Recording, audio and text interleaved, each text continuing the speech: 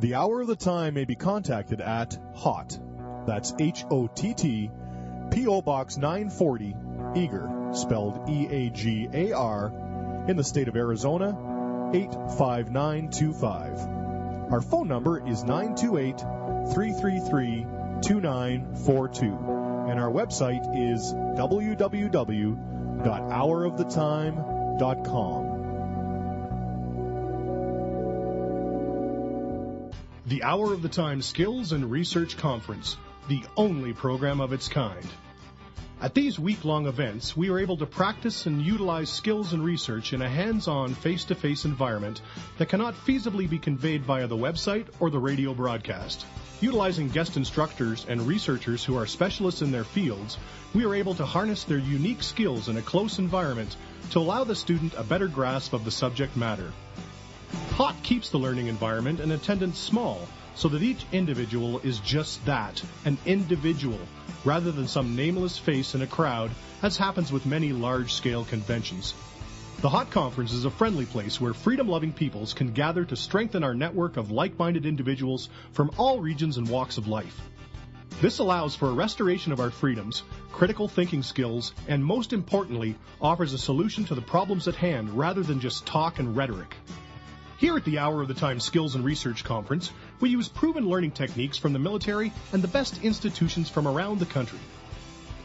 By utilizing the principles of seeing, rehearsing, and doing, the student can have a better grasp of the area of research or course of instruction, ensuring confident knowledge of the material.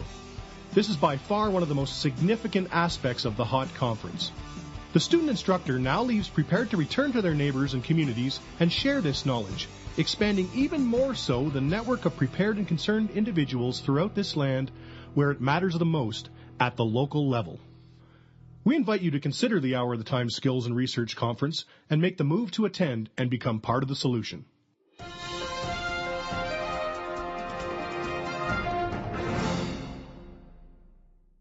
Good evening, ladies and gentlemen, and thank you for tuning in to the Hour of the Time. Tonight we present you with a special broadcast entitled Silent Weapons for Quiet Wars. Please enjoy this excerpt from Behold a Pale Horse, as read to you by Ted Shaggy. Thanks, Ted. Top Secret, Silent Weapons for Quiet Wars.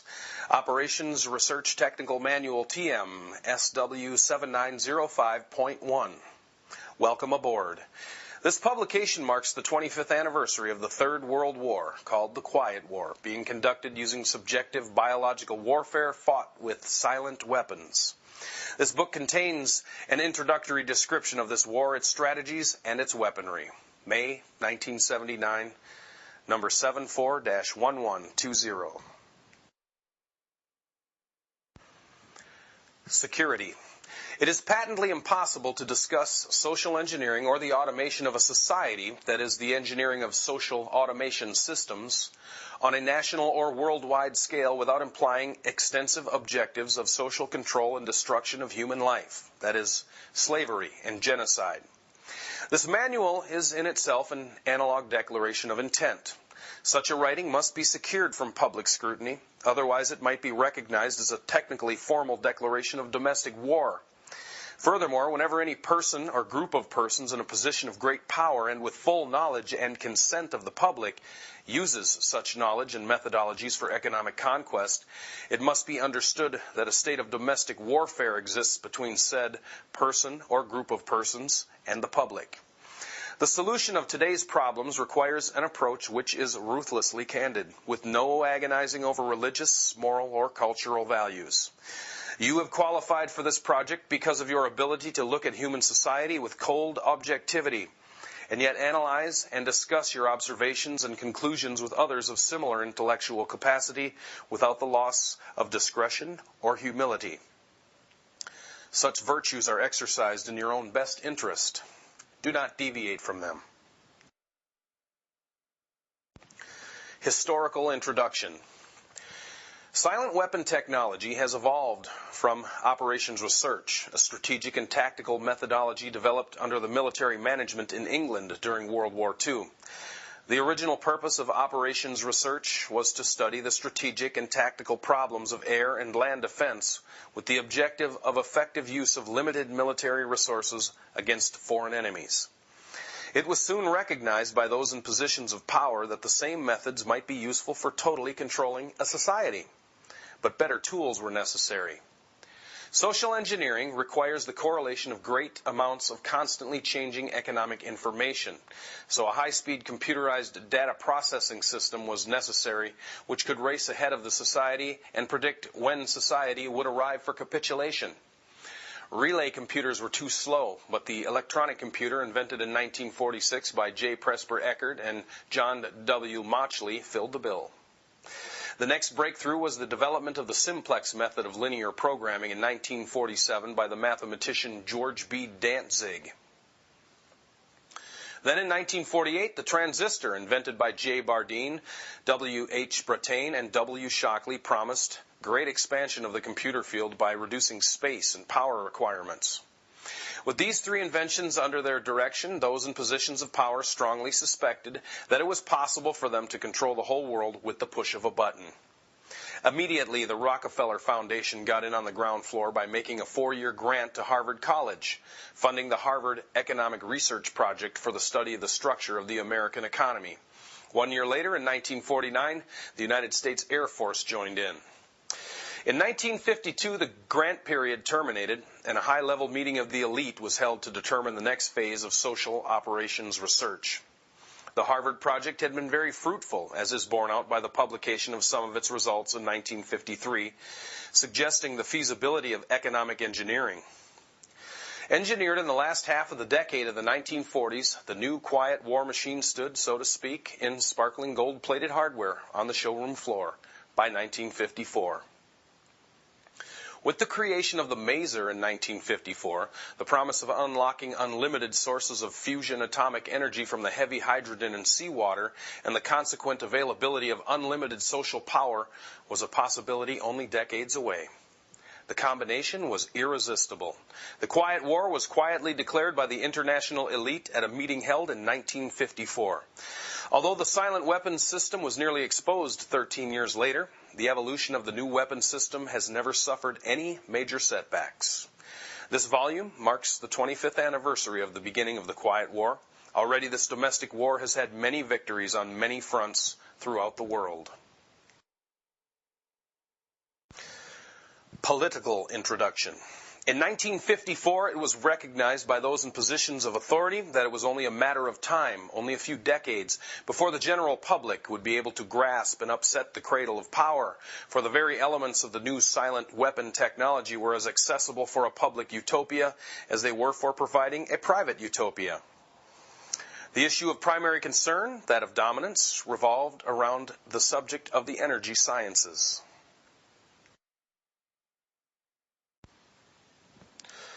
Energy. Energy is recognized as the key to all activity on Earth. Natural science is the study of the sources and control of natural energy, and social science, theoretically expressed as economics, is the study of the sources and control of social energy. Both are bookkeeping systems. Mathematics. Therefore, mathematics is the primary energy science. And the bookkeeper can be king if the public can be kept ignorant of the methodology of the bookkeeping. All science is merely a means to an end. The means is knowledge, the end is control. Beyond this remains only one issue: who will be the beneficiary? In 1954, this was the issue of primary concern. Although the so-called moral issues were raised in view of the law of natural selection, it was agreed that a nation or world of people who will not use their intelligence are no better than animals who do not have intelligence, and such people are beasts of burden and stakes on the table by choice and consent.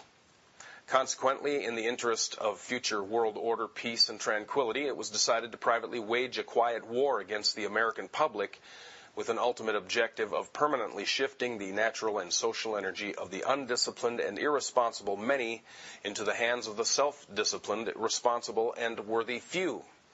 In order to implement this objective, it was necessary to create, secure, and apply new weapons, which, as it turned out, were a class of weapons so subtle and sophisticated in their principle of operation and public appearance as to earn for themselves the name silent weapons.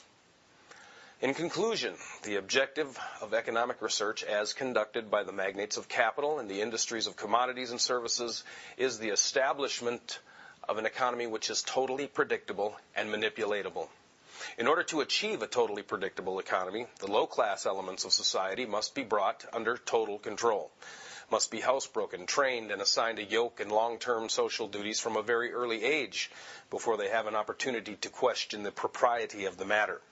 In order to achieve such conformity, the lower-class family unit must be disintegrated by a process of increasing preoccupation of the parents and the establishment of government-operated daycare centers for the occupationally orphaned children.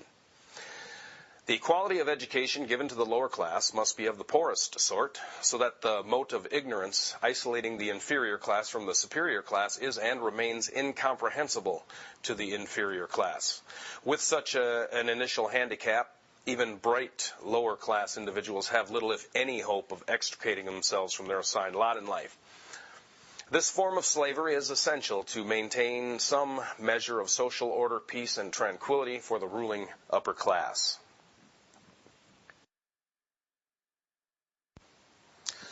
Descriptive introduction of the silent weapon.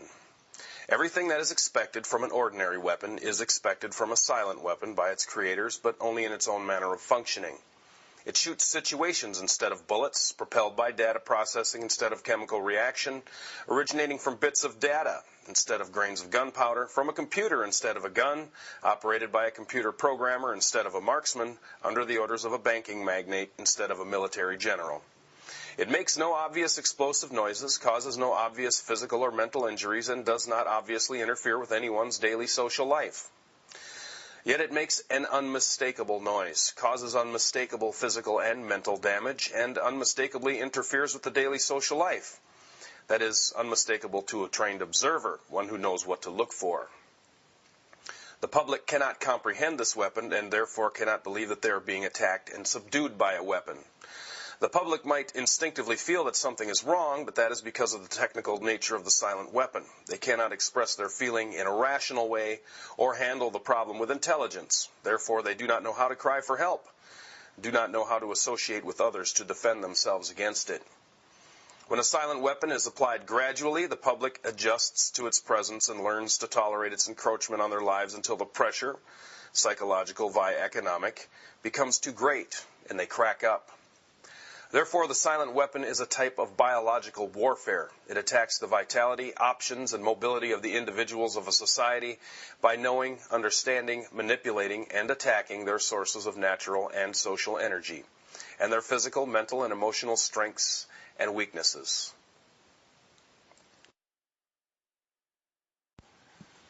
Theoretical introduction. Quote, "Give me control over a nation's currency and I care not who makes its laws." Unquote. Mayer Amschel Rothschild. Today's silent weapons technology is an outgrowth of a simple idea discovered, succinctly expressed, and effectively applied by the quoted Mr. Mayer Amschel Rothschild. Mr. Rothschild discovered the missing passive component of economic theory known as economic inductance. He, of course, did not think of his discovery in these 20th century terms, and to be sure, mathematical analysis had to wait for the Second Industrial Revolution, the rise of the theory of mechanics and electronics, and finally, the invention of the electronic computer before it could be effectively applied in the control of the world economy. Mr. Rothschild's energy discovery. What Mr. Rothschild had discovered was the basic principle of power. influence, and control over people as applied to economics. That principle is, quote, when you assume the appearance of power, people soon give it to you, unquote. Mr. Rothschild had discovered that currency or deposit loan accounts had the required appearance of power that could be used to induce people into surrendering their real wealth in exchange for a promise of greater wealth instead of real compensation. They would put up real collateral in exchange for a loan of promissory notes. Mr. Rothschild found that he could issue more notes than he had backing for, so long as he had someone's stock of gold as a persuader to show his customers. Mr. Rothschild loaned his promissory notes to individuals and to governments. These would create overconfidence. Then he would make money scarce, tighten control of the system, and collect the collateral through the obligation of the contracts. The cycle was then repeated. These pressures could be used to ignite a war. Then he would control the availability of currency to determine who would win the war. That government which agreed to give him control of its economic system got his support.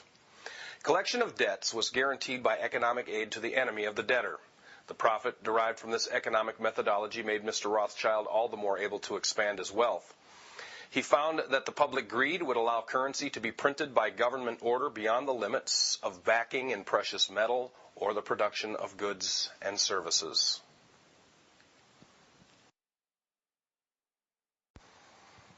Apparent capital as paper inductor.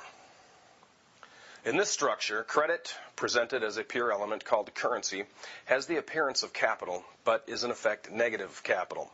Hence it has the appearance of service, but is in fact indebtedness or debt.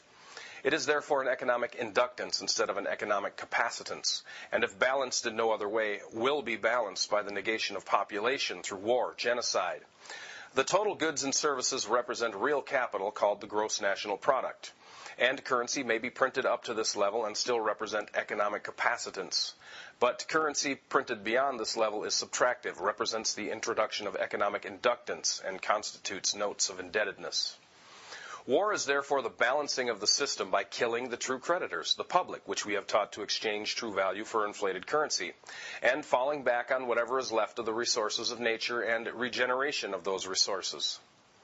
Mr. Rothschild had discovered that currency gave him the power to rearrange the economic structure to his own advantage, to shift economic inductance to those economic positions which would encourage the greatest economic instability and oscillation. The final key to economic control had to wait until there was sufficient data and high-speed computing equipment to keep close watch on the economic oscillations created by price shocking and excess paper energy credits, paper inductance, inflation. Breakthrough. The aviation field provided the greatest evolution in economic engineering by way of the mathematical theory of shock testing.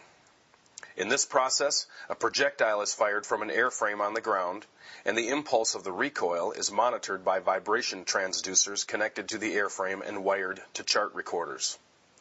By studying the echoes or reflections of the recoil impulse in the airframe, it is possible to discover critical vibrations in the structure of the airframe, which either vibrations of the engine or aeolian vibrations of the wings, or a combination of the two, might reinforce, resulting in a resonant self-destruction of the airframe in flight as an aircraft. From the standpoint of engineering, this means that the strengths and weaknesses of the structure of the airframe in terms of vibrational energy can be discovered and manipulated. Application in economics. To use this method of airframe shock testing in economic engineering, the prices of commodities are shocked, and the public consumer reaction is monitored. The resulting echoes of the economic shock are interpreted theoretically by computers, and the psychoeconomic structure of the economy is thus discovered. It is by this process that partial differential and difference matrices are discovered that define the family household and make possible its evaluation as an economic industry. Then the response of the household to future shocks can be predicted and manipulated, and society becomes a well-regulated animal, with its reins under the control of a sophisticated computer-regulated social energy bookkeeping system. Eventually, every individual element of the structure comes under computer control through a knowledge of personal preferences, such knowledge guaranteed by computer association of consumer preferences through universal product codes, UPC, zebra-striped pricing codes on packages, with identified consumers, identified via association with the use of a credit card, and later a permanent tattooed body number invisible under normal ambient illumination.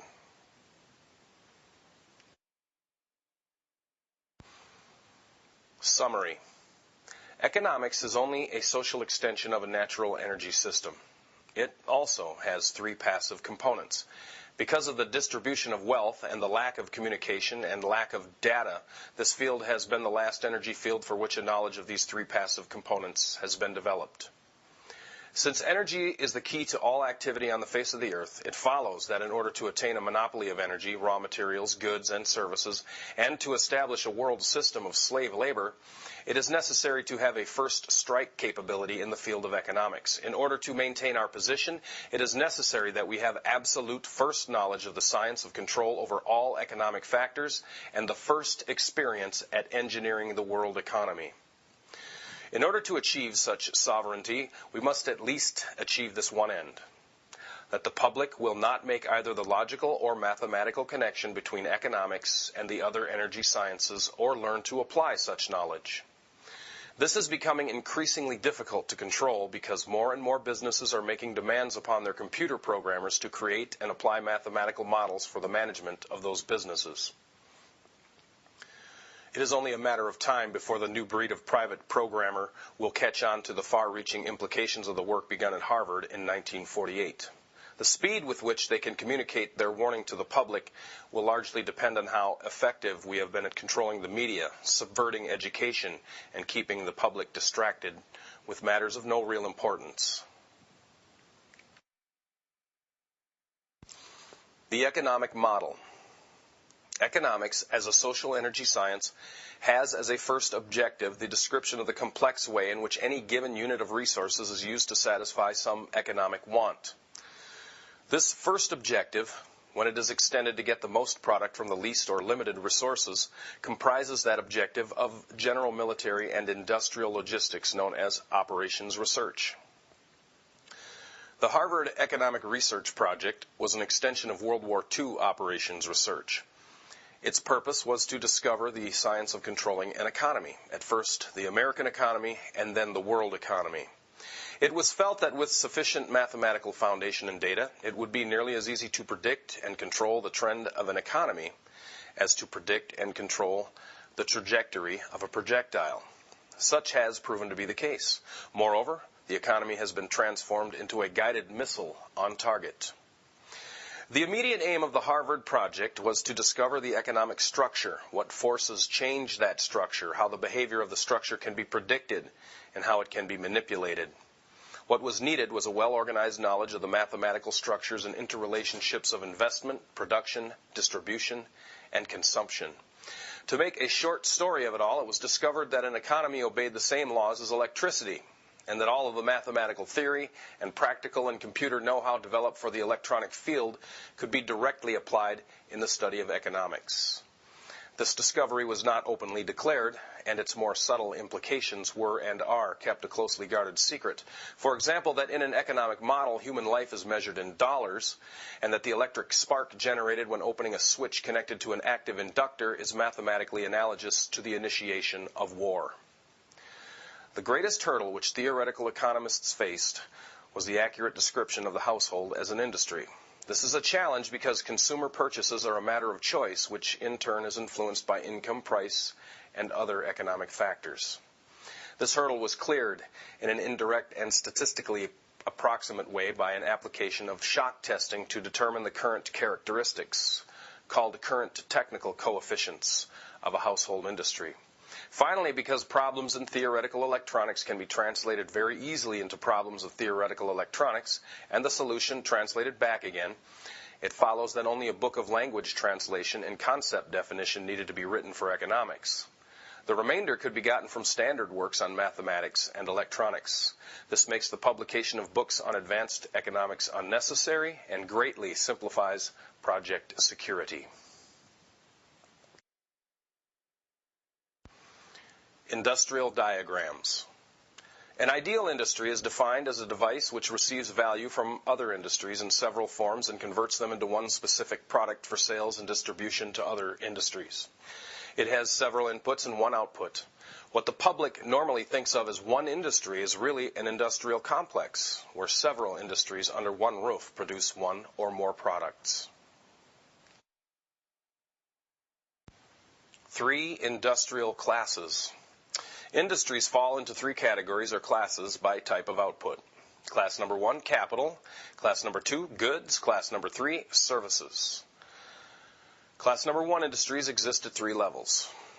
Number 1, nature, sources of energy and raw materials. Number 2, government, printing of currency equal to the gross national product, and extension of currency in excess of the gross national product. Number 3, banking, loaning of money for interest and extension of economic value through the deposit loan accounts. Class number 2 industries exist as producers of tangible or consumer products. This sort of activity is usually recognized and labeled by the public as industry. Class number 3 industries are those which have service rather than a tangible product as their output. These industries are called households and governments. Their output is human activity of a mechanical sort, and their basis is population. Aggregation. The whole economic system can be represented by a 3-industry model if one allows the names of the outputs to be 1, capital, 2, goods, and 3, services. The problem with this representation is that it would not show the influence, say, the textile industry has on the ferrous metal industry. This is because both the textile industry and the ferrous metal industry would be contained within a single classification called the goods industry, and by this process of combining or aggregating these 2 industries under one system block, they would lose their economic individuality.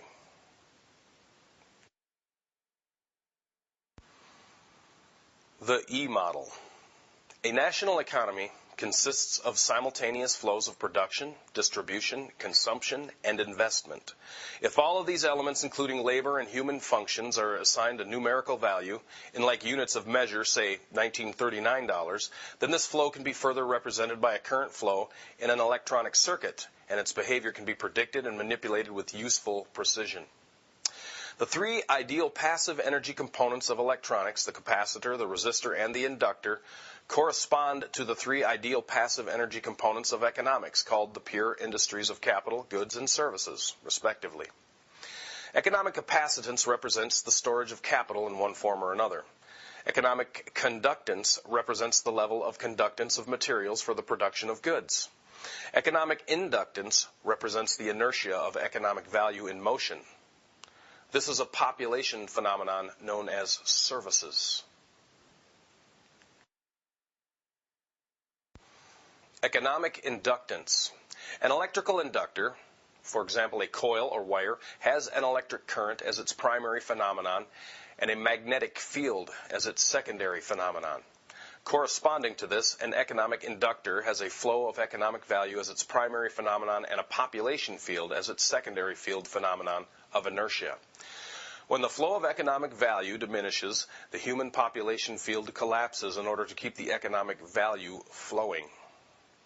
This public inertia is a result of consumer buying habits, expected standard of living, etc., and is generally a phenomenon of self-preservation.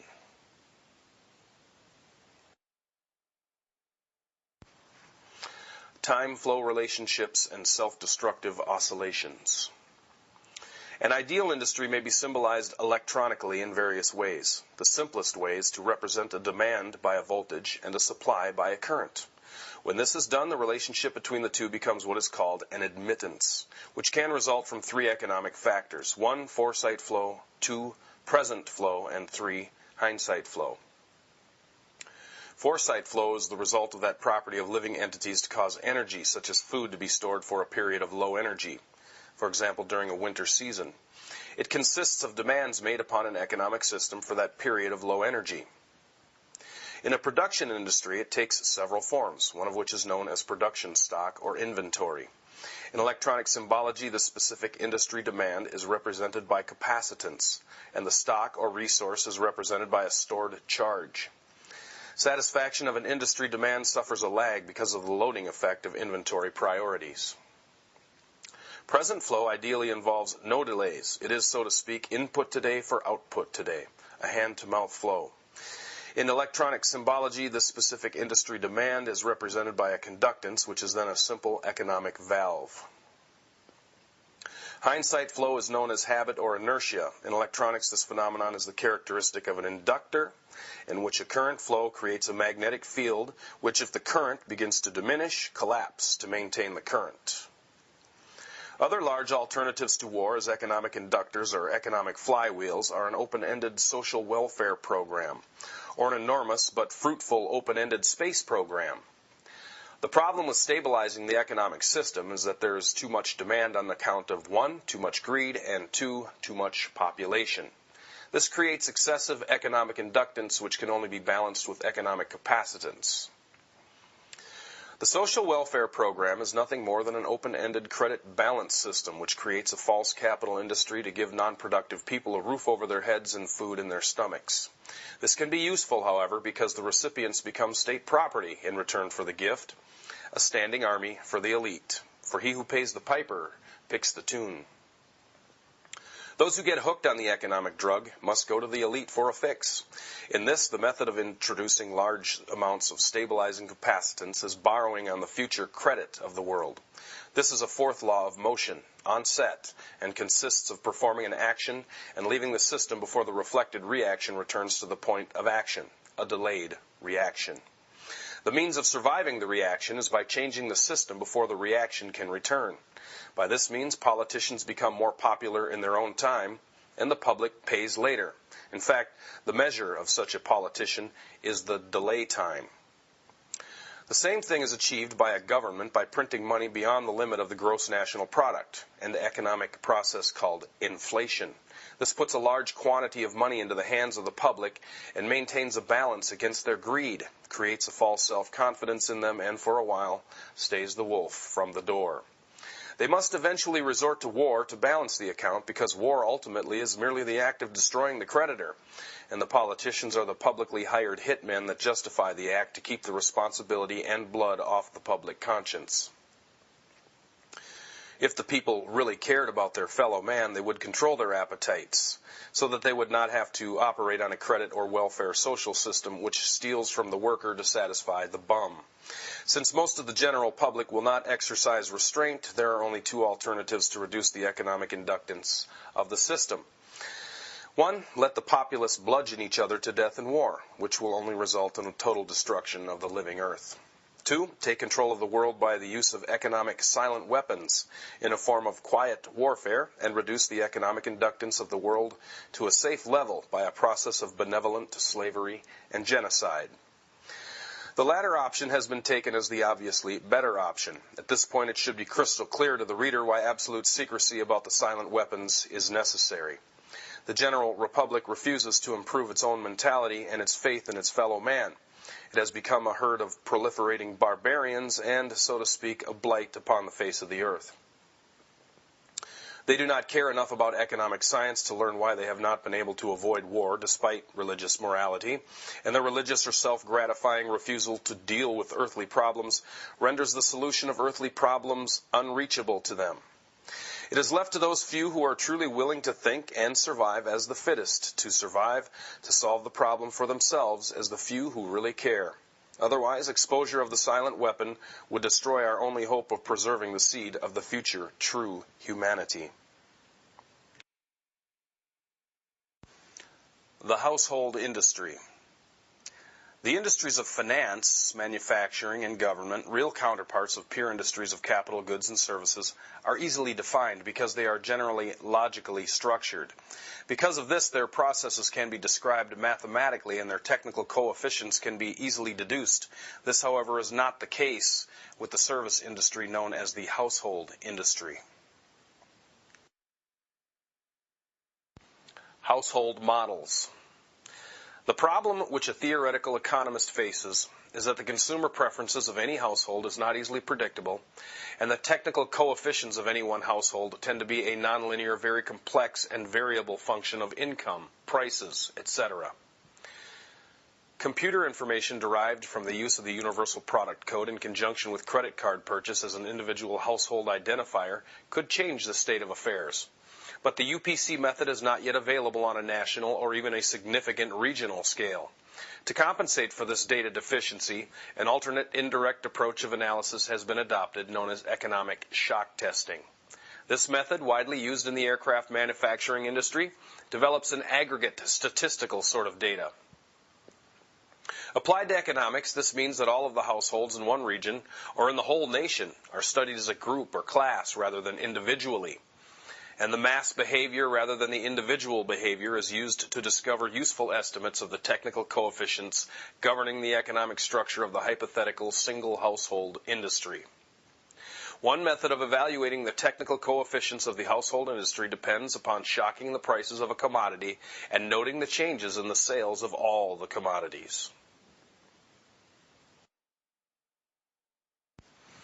Economic shock testing. In recent times, the application of operations research to the study of the public economy has been obvious for anyone who understands the principles of shock testing. In the shock testing of an aircraft airframe, the recoil impulse of firing a gun mounted on that airframe causes shock waves in that structure which tell aviation engineers the conditions under which some parts of the airplane or the whole airplane or its wings will start to vibrate or flutter like a guitar string, a flute reed, or a tuning fork and disintegrate or fall apart in flight. Economic engineers achieve the same result in studying the behavior of the economy and the consumer public by carefully selecting a staple commodity such as beef, coffee, gasoline, or sugar, and then causing a sudden change or shock in its price or availability, thus kicking everybody's budget and buying habits out of shape. Then they observe the shock waves which result by monitoring the changes in advertising, prices, and sales of that and other commodities. The objective of such studies is to acquire the know-how to set the public economy into a predictable state of motion or change, even a controlled, self-destructive state of motion, which will convince the public that certain expert people should take control of the money system and reestablish security rather than liberty and justice for all. When the subject citizens are rendered unable to control their financial affairs, they of course become totally enslaved, a source of cheap labor. Not only the prices of commodities, but also the availability of labor can be used as the means of shock testing. Labor strikes deliver excellent test shocks to an economy, especially in the critical service areas of trucking, communication, public utilities, energy, water, garbage collection, etc. By shock testing, it is found that there is a direct relationship between the availability of money flowing in an economy and the real psychological outlook and response of masses of people dependent upon that availability. For example, there is a measurable quantitative relationship between the price of gasoline and the probability that a person would experience a headache, feel a need to watch a violent movie, smoke a cigarette, or go to the tavern for a mug of beer. It is most interesting that, by observing and measuring the economic models by which the public tries to run from their problems and escape from reality, and by applying the mathematical theory of operations research, it is possible to program computers to predict the most probable combination of created events, which will bring about a complete control and subjugation of the public through a subversion of the public economy.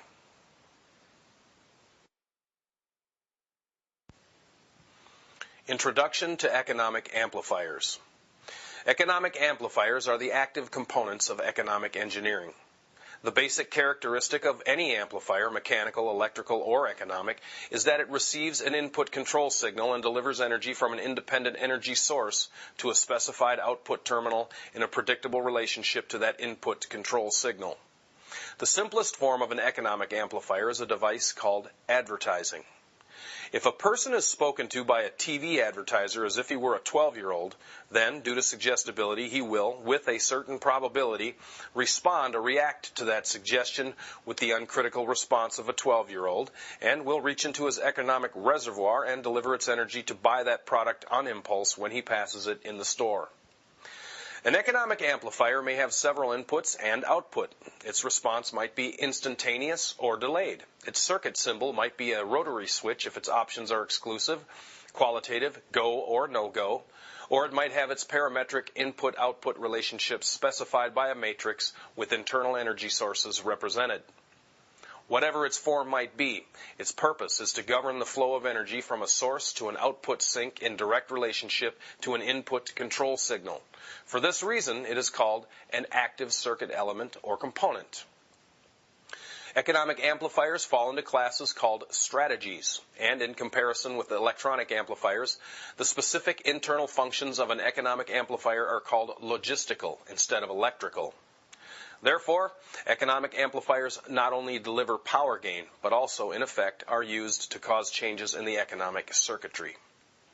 In the design of an economic amplifier, we must have some idea of at least 5 functions, which are 1. The available input signals, 2. The desired output control objectives, 3. The strategic objective, 4. The available economic power sources, 5. The logistical options. The process of defining and evaluating these factors and incorporating the economic amplifier into an economic system has been popularly called game theory. The design of an economic amplifier begins with a specification of the power level of the output, which can range from personal to national. The second condition is accuracy of response, that is, how accurately the output action is a function of the input commands. High gain combined with strong feedback helps to deliver the required precision. Most of the error will be in the input data signal. Personal input data tends to be specified, while national input data tends to be statistical.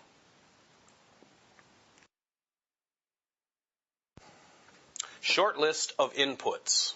Questions to be answered. What, where, why, when, how, who. General sources of information. Telephone taps, analysis of garbage, surveillance, behavior of children in school. Standard of living by, food, shelter, clothing, transportation. Social contacts, telephone, itemized record of calls, family, marriage certificates, birth certificates, etc. Friends, associates, etc. Memberships in organizations, political affiliation.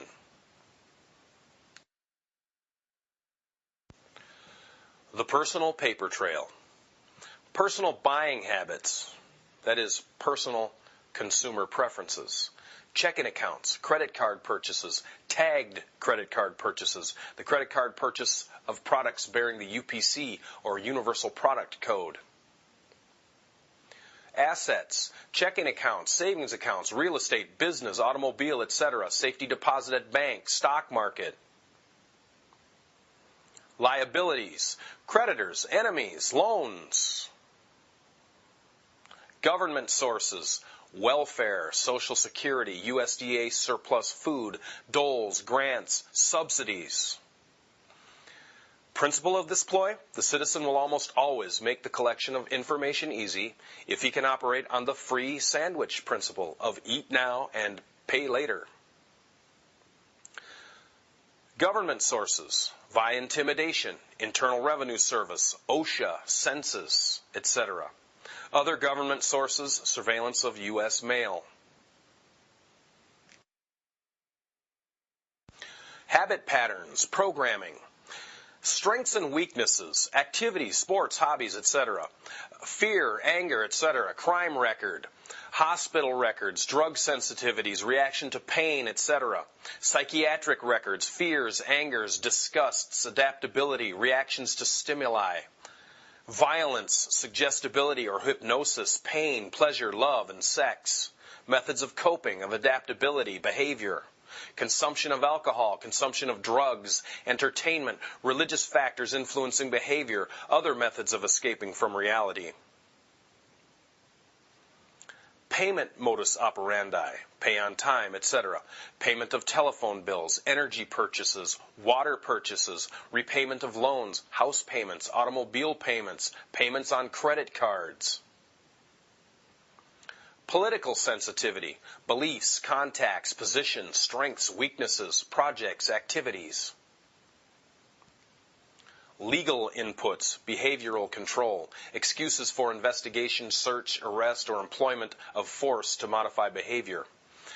Court records, police records, driving record, reports made to police, insurance information, anti-establishment acquaintances. National input information, business sources via IRS, etc., prices of commodities, sales, investments in stocks, inventory, production tools and machinery, buildings and improvements, the stock market. Banks and credit bureaus, credit information, payment information. Miscellaneous sources, polls and surveys, publications, telephone records, energy and utility purchases. Short list of outputs. Outputs create controlled situations, manipulation of the economy and society, control by control of compensation and income. Sequence: 1. Allocates opportunities. 2. Destroys opportunities. 3. Controls the economic environment. 4. Controls the availability of raw materials. 5. Controls capital. 6. Controls bank rates. 7. Controls the inflation of the currency. 8. Controls the possession of property. 9. Controls industrial capacity. 10. Controls manufacturing. 11. Controls the availability of goods. 12. Controls the prices of commodities. 3. Controls services, the labor force, etc. 14. Controls payments to government officials. 15. Controls the legal functions. 16. Controls the personal data files, uncorrectable by the party slandered. 17. Controls advertising. 18. Controls media contact. 19. Controls material available for TV viewing. 20. Disengages attention from real issues. 21. Engages emotions. 22. Creates disorder, chaos, and insanity. 23. Controls design of more probing tax forms. 24. Controls surveillance. 25. Controls the storage of information. 26. Develops psychological analysis and profiles of individuals. 27. Controls legal functions. 28. Controls sociological factors. 29. Controls health options. 30. Preys on weakness. 31. Cripples strengths.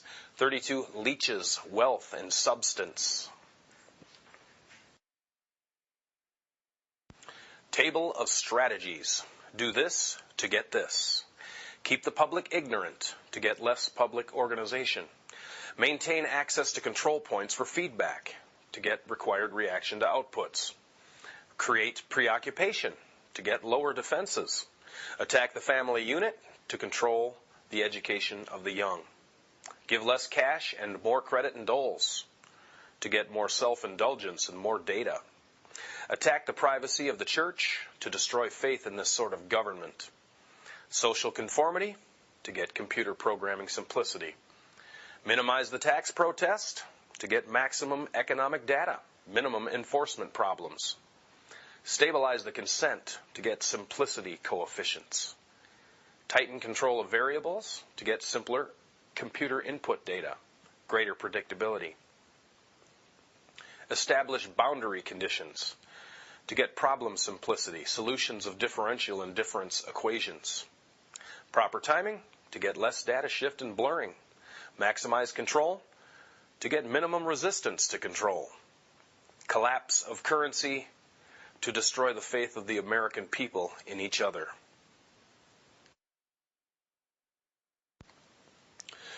Diversion, the primary strategy.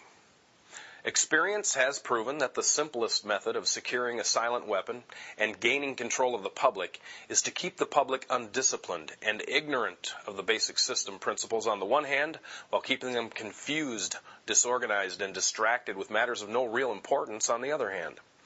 This is achieved by disengaging their minds, sabotaging their mental activities, providing a low-quality program of public education in mathematics, logic, systems design, and economics, and discouraging technical creativity. Engaging their emotions, increasing their self-indulgence and their indulgence in emotional and physical activities by unrelenting emotional affrontations and attacks, mental and emotional rape, by way of constant barrage of sex, violence, and wars in the media, especially the TV and the newspapers. Giving them what they desire, in excess, junk food for thought, and depriving them of what they really need.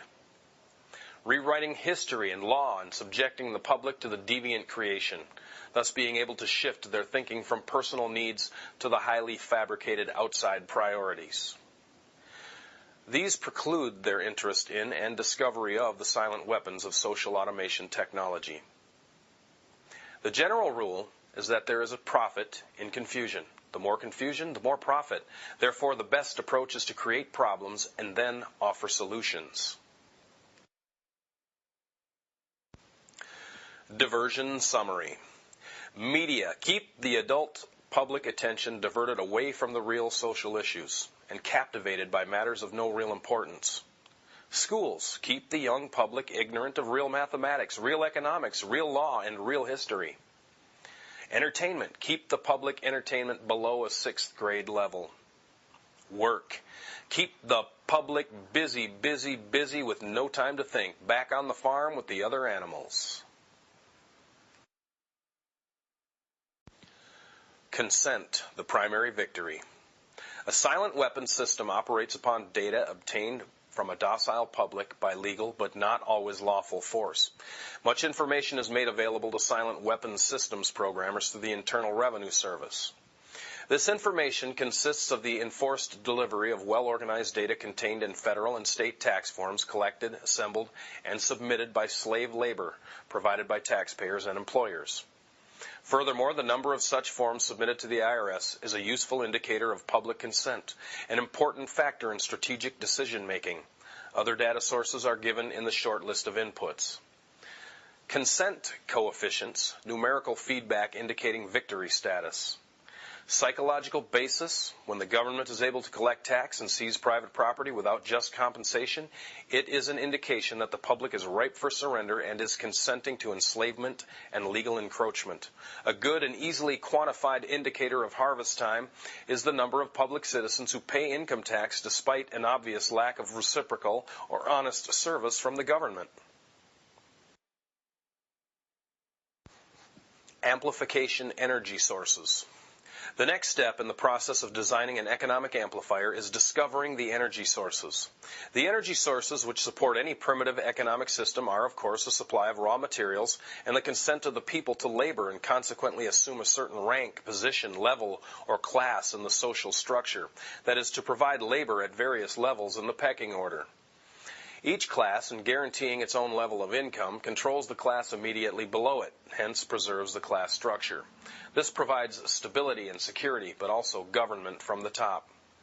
As time goes on and communication and education improve, the lower class elements of the social labor structure become knowledgeable and envious of the good things that the upper class members have. They also begin to attain a knowledge of energy systems and the ability to enforce their rise through the class structure. This threatens the sovereignty of the elite. If this rise of the lower classes can be postponed long enough, the elite can achieve energy dominance, and labor, by consent, will no longer hold a position of an essential energy source. Until such energy dominance is absolutely established, the consent of the people to labor and let others handle their affairs must be taken into consideration, since failure to do so could cause the people to interfere in the final transfer of energy sources to the control of the elite. It is essential to recognize that at this time, public consent is still an essential key to the release of energy in the process of economic amplification. Therefore, consent as an energy release mechanism will now be considered. Logistics. The successful application of a strategy requires a careful study of inputs, outputs, the strategy connecting the inputs and the outputs, and the available energy sources to fuel the strategy. This study is called logistics. A logistical problem is studied at the elementary level first, and then levels of greater complexity are studied as a synthesis of elementary factors. This means that a given system is analyzed, that is, broken down into its subsystems, and these in turn are analyzed until by this process one arrives at the logistical atom, the individual. This is where the process of synthesis properly begins, at the time of birth of the individual. The artificial womb. From the time a person leaves its mother's womb, its every effort is directed toward building, maintaining, and withdrawing into artificial wombs, various sorts of substitute protective devices or shells. The objective of these artificial wombs is to provide a stable environment for both stable and unstable activity, to provide a shelter for the evolutionary processes of growth and maturity, that is, survival, to provide security for freedom, and to provide defensive protection for offensive activity. This is equally true of both the general public and the elite. However, there is a definite difference in the way each of these classes go about the solution of problems.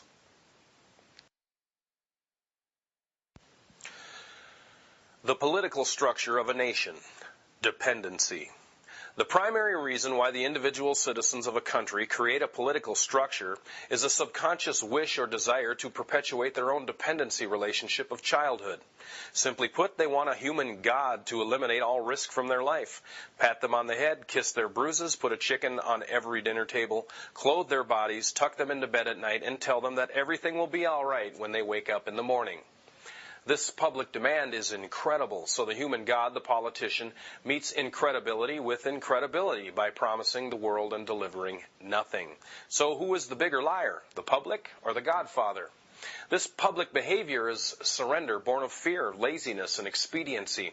It is the basis of the welfare state as a strategic weapon, useful against a disgusting public. Action, offense. Most people want to be able to subdue and or kill other human beings which disturb their daily lives, but they do not want to have to cope with the moral and religious issues which such an overt act on their part might raise. Therefore they assign the dirty work to others, including their own children, so as to keep the blood off their hands. They rave about the humane treatment of animals and then sit down to a delicious hamburger from a whitewashed slaughterhouse down the street and out of sight. But even more hypocritical, they pay taxes to finance a professional association of hitmen collectively called politicians, and then complain about corruption in government. Responsibility. Again, most people want to be free to do things, to explore, etc., but they're afraid to fail. The fear of failure is manifested in irresponsibility, and especially in delegating those personal responsibilities to others where success is uncertain or carries possible or created liabilities, which the person is not prepared to accept. They want authority, but they will not accept responsibility or liability, so they hire politicians to face reality for them.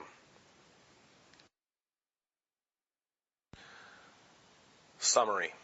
The people hire the politicians so that the people can obtain security without managing it, obtain action without thinking about it, inflict theft, injury, and death upon others without having to contemplate either life or death, avoid responsibility for their own intentions, obtain the benefits of reality and science without exerting themselves in the discipline of facing or learning either of these things.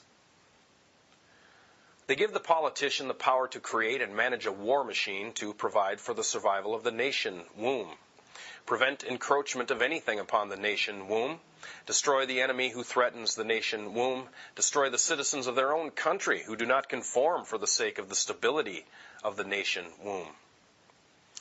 Politicians hold many quasi-military jobs, the lowest being the police, which are soldiers, the attorneys and CPAs next, who are spies and saboteurs, and the judges who shout orders and run the closed union military shop for whatever the market will bear.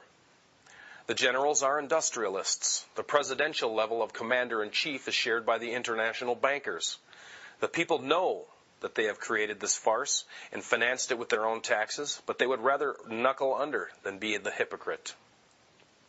Thus, a nation becomes divided into two very distinct parts, a docile subnation and a political subnation. The political subnation remains attached to the docile subnation, tolerates it, and leaches its substance until it grows strong enough to detach itself and then devour its parent. System analysis. In order to make meaningful computerized economic decisions about war, the primary economic flywheel, it is necessary to assign concrete logistical values to each element of the war structure, personnel and material alike. This process begins with a clear and candid description of the subsystems of such a structure.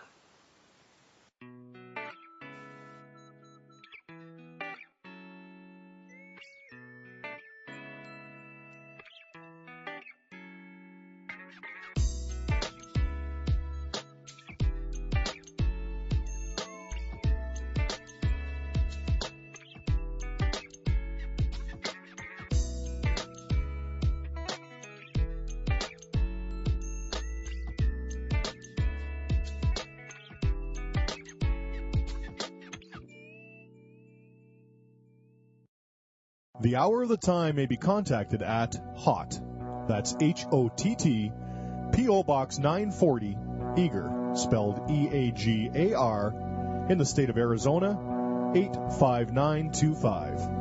Our phone number is 928-333-2942, and our website is www.houroftetime.com.